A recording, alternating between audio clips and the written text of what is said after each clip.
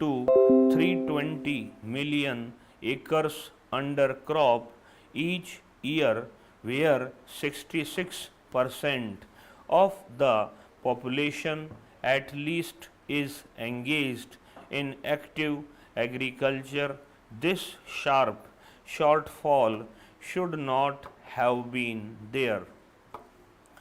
It is a challenge to us. It is a challenge to the whole population.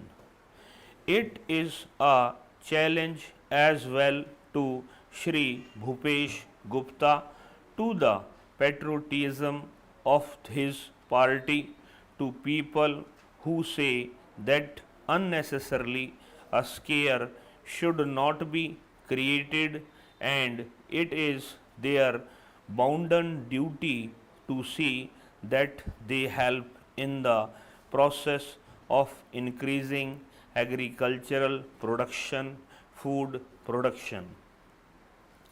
It is a challenge not only to the government, it is a challenge to the people as well. It is a challenge to our intelligence. It is a challenge to the intelligence of the government departments. It is a challenge to the efficiency of the ministers. It is a challenge to the patriotism of the people as well. We have to accept this imports may not be always to our disadvantages, as I am going to show. As the House knows, PL 480 is not entirely to our disadvantage, because those PL 480 funds are used or deposited within the country and are used to our benefit on a corresponding amount being deposited by the government.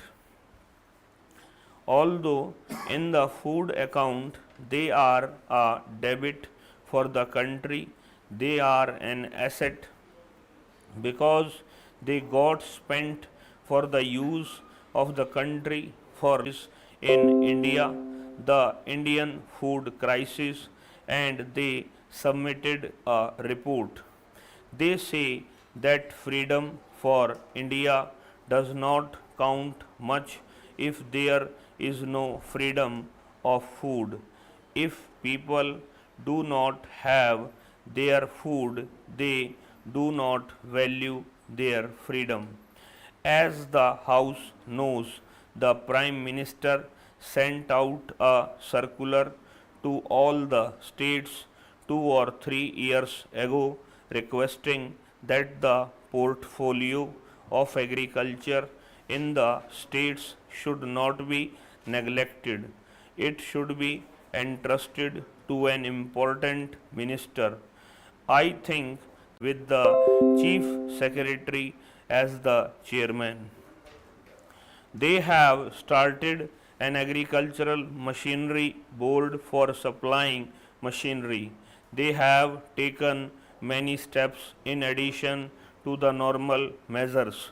The government have been doing their very best in this regard, but with all that has not kept up with the targets in the first 2 or 3 years of the 10th plan, and we doubt very much whether the progress and achievement of the 9th plan could be kept up in the 10th plan as well, unless earnest and vigorous attempts are made.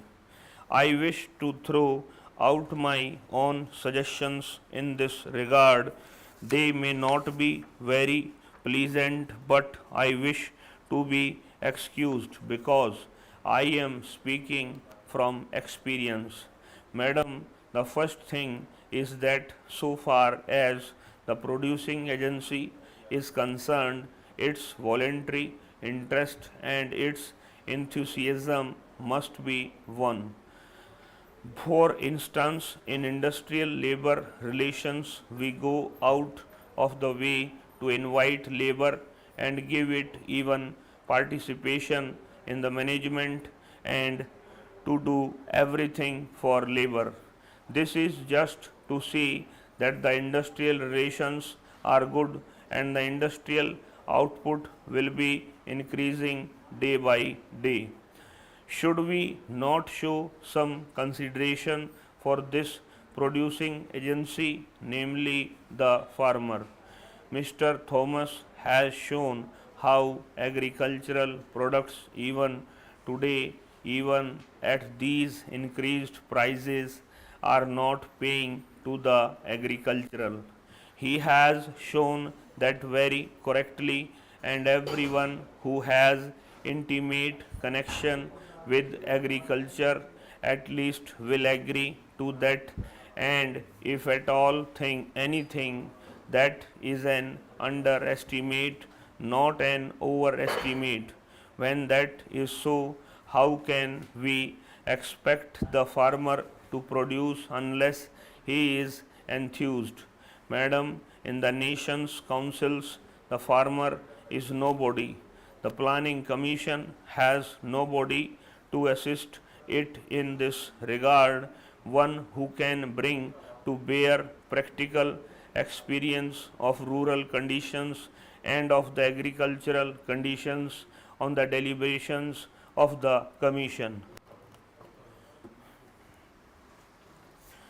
इस class में इतना ही बच्चों, नमस्कार बच्चों।